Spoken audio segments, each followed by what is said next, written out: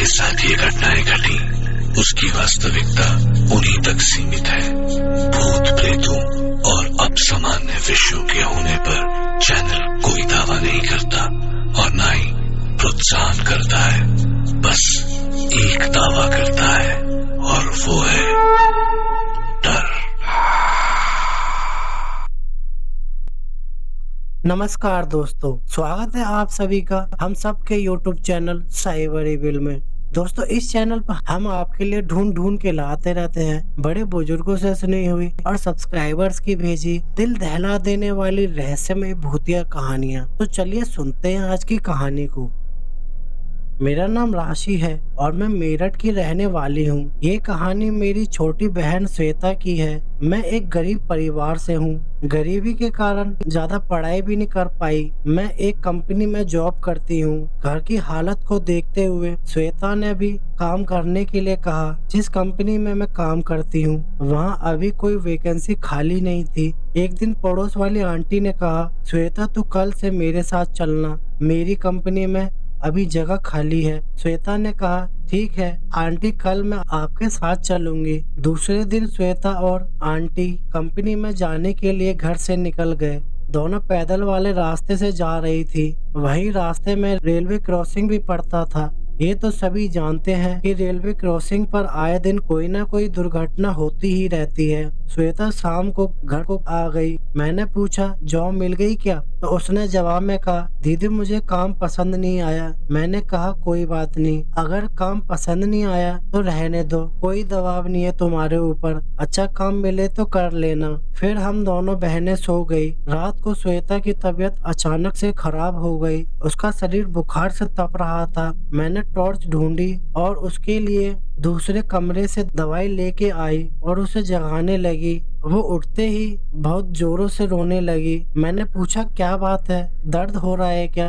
तो उसने कोई जवाब नहीं दिया, बस रोती ही रही। मैंने फिर पूछा, क्या हुआ तुझे? अब भी कोई जवाब नहीं दिया, लगातार रोए ही जा रही थी। अब मुझे चिंता होने लगी। ना ये कुछ बोल रही थी और ना दवाई ले रही थी, बस रोए जा रही थी। आखिर उसे ऐसी क्या परेशानी है? जैसे तैसे रात गुजर गई। सुबह हुई, मम्मी चाय लेकर हमारे कमरे में आई। मम्मी ने मुझे जगाया और कहा, आज जॉब पर नहीं जाना, इतनी लेट तक सो रही है। मैंने कहा, आज मैं जॉब पर नहीं जा रही, श्वेता को डॉक्टर के पास लेके चलेंगे। ये रात भर रो रही थी, उसका शरीर बुखार से तप रहा था। मम्मी ने कहा, ठीक है तुम नाश्ता कर लो, फिर हम डॉक्टर के पास चलेंगे। नाश्ता करने के बाद मैं और मम्मी डॉक्टर के पास जाने के लिए तैयार हो गए। मैं श्वेता के कमरे में गई और उससे तैयार होने के लिए कहा। पहले तो वो मेरी तरफ अजीब नजरों से देखने लगी, फिर एकदम से रोने लगी। मैंने कहा, क्या हुआ, क्यों रो रही है? मेरे इतना कहते ही वो जोर जोर से हंसने लगी और हंसते हंसते बेहोश हो गई। इतने में हमने डॉक्टर को बुलाया तो डॉक्टर ने कहा, बुखार तेज होने की वजह से ये ऐसी हरकतें कर रही है। मैं इंजेक्शन दे देता हूँ और कुछ दवाइयाँ दे देता हूँ, 1-2 दिन में ये पूरी तरह से ठीक हो जाएगी। इतना कहकर डॉक्टर वहाँ से चला गया। डॉक्टर के जाते ही हमारे घर में लोगों की भीड़ जमा हो गई। श्वेता सोई हुई थी। मैंने उसको दवाई देने के लिए उठाया। जैसे ही वो उठी और उठते ही फिर से वही हरकतें करने लगी, कभी हंसती कभी रोने लगती। उस भीड़ से एक औरत निकल कर आई और उसने कहा, मुझे ये बीमारी नहीं लग रही। मम्मी ने कहा, आपके कहने का क्या मतलब है? तो वो औरत बोली, अगर साफ शब्दों में कहूँ तो आपकी बेटी के ऊपर कोई बुरी आत्मा का साया है। मम्मी ने कहा, आप ये कैसे कह सकते हैं? तो उन्होंने बताया, 3-4 साल पहले मेरे भाई की बेटी भी बिल्कुल आपकी श्वेता की तरह हरकतें कर रही थी। हमने उसे बहुत डॉक्टरों को दिखाया था, लेकिन उसे कोई भी आराम नहीं आया था। फिर हम उसको एक सिद्ध बाबा जी के पास लेकर गए थे, तब जाकर वो लड़की ठीक हुई थी। अब वो एकदम ठीक है। मम्मी ने कहा, आप इस युग में भी भूत प्रेतों जैसी बातों पर विश्वास करती हैं? ये सरासर अंधविश्वास है और कुछ नहीं है। तो उस औरत ने कहा, देखिए ये बात मेरे विश्वास या अंधविश्वास की नहीं है, ये बात आपकी श्वेता की जिंदगी की है। भगवान ना करे उसे कुछ हो जाए तो आप अपने आप को कभी माफ नहीं कर पाएंगी। मैंने कहा, मम्मी जो आंटी कह रही है वहाँ श्वेता को दिखाने में हर्जी क्या है? तो मम्मी ने कहा, राशि तू भी इनकी बातों पर विश्वास कर रही है। मैंने कहा, मम्मी बस हमारी श्वेता ठीक होनी चाहिए, चाहे हमें उसके लिए कहीं भी जाना हो जाएंगे, जिसको दिखाना हो दिखाएंगे। मम्मी ने मेरी बात मान ली और उस औरत से कहा, आपके भाई की बेटी को आपने कहाँ दिखाया था? आप हमें भी वहाँ ले चलिए। उन आंटी ने कहा, आप मेरे साथ चलो, आपको लेकर चलती हूँ।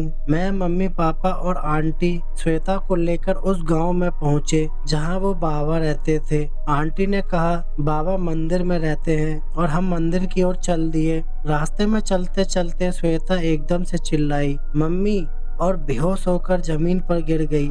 पापा श्वेता को गोद में उठाने लगे। उसके शरीर में मानो वजन से 2 गुना बढ़ गया था। पापा उसको उठा ही नहीं पा रहे थे। इतने में बाबा जी के भेजे हुए 2 आदमी आए और वह श्वेता को उठाकर मंदिर में ले गए। हम सब भी दौड़कर मंदिर में पहुंच गए। अब श्वेता बाबा जी के सामने बेहोश लेटी हुई थी। बाबा ने श्वेता की नब्ज देखी और हमसे पूछा, क्या आपने बिटिया को 2-3 दिन पहले कहीं बाहर भेजा था? हमने बताया कि और तो कहीं नहीं, बस काम के सिलसिले में एक आंटी के साथ भेजा था। इस पर बाबा ने कहा, परेशानी वहीं से शुरू हुई है, लेकिन आप चिंता न करें, बिटिया एकदम ठीक हो जाएगी। और एक काला धागा दिया और कहा कि इस बिटिया के गले में बांध देना, और जब तक पूरी तरह से ठीक न हो जाए इसके गले से उतारना मत। हमने वो धागा श्वेता के गले में बांध दिया। धागा बांधते ही वह होश में आ गई और कहने लगी, मुझे घर जाना है। फिर हम सब लोग घर आ गए।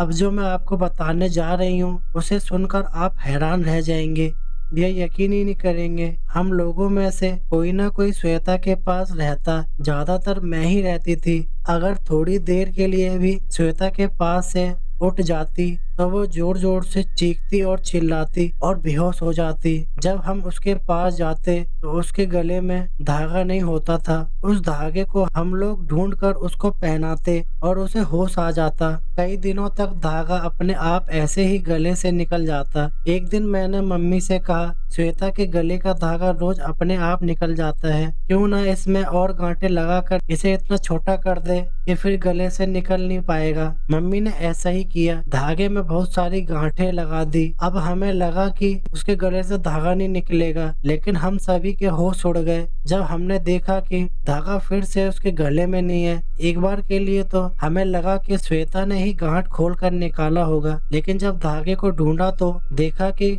गांठें तो वैसी की वैसी ही लगी हैं जैसी मम्मी ने लगाई थी। हम सोच में पड़ गए कि बिना गांठ खोले धागा कैसे निकल सकता है। फिर ध्यान आया कि बुरा साया तो कुछ भी कर सकता है। जब हम श्वेता के पास होते तो वो कहती, 2 डरावनी शक्ल वाली औरतें सामने वाली छत पर बैठी रहती हैं और मुझे कहती हैं, हम तुझे छोड़ेंगे नहीं। हमने ये सारी बातें बाबा जी को बताई। उन्होंने कहा कि जब उन बुरी शक्तियों ने मेरे दिए हुए धागे को बार बार निकाला है, उसका मतलब कि वो बहुत शक्तिशाली है और आपकी बिटिया की जान को खतरा है। तो मम्मी ने कहा, अब क्या उपाय है? क्या हमारी श्वेता कभी ठीक नहीं होगी? तब बाबा ने बताया कि इसका एक ही इलाज है, अब बिटिया को बालाजी धाम लेकर जाया जाए, जो कि भूत प्रेत ग्रसित रोगियों के लिए ही जाना जाता है। वहाँ पर कोई भी बाबा या कोई इंसान प्रेत ग्रसित रोगियों को नहीं देखता। स्वयं बालाजी ही भूत प्रेत को मार मार कर भगाते हैं। बाबा के कहने पर ही श्वेता को बालाजी लेकर गए।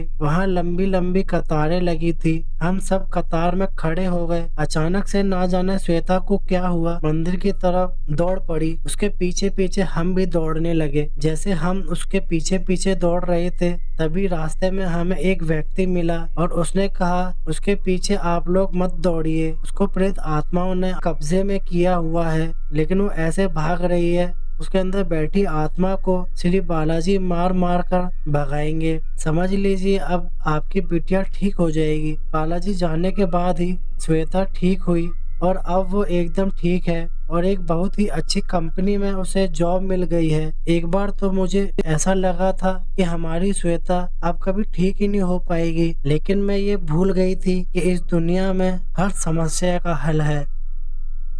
तो दोस्तों आपको ये वीडियो कैसी लगी? अगर आपको ये वीडियो ज़रा सी भी अच्छी लगी हो तो हमारी इस वीडियो को लाइक करें, कमेंट करें और अपने दोस्तों के साथ फेसबुक और व्हाट्सएप पर शेयर करें। और अगर आप ऐसी ही दिल दहला देने वाली रहस्यमय भूतिया कहानियाँ और सुनना चाहते हैं तो हमारे cyber evil movies YouTube channel को सब्सक्राइब ज़रूर करें और बेल आइकन को ऑल पे सेट करना ना भूलें। हमारे इस चैनल पे और भी बहुत सी भूतिया कहानियाँ हैं।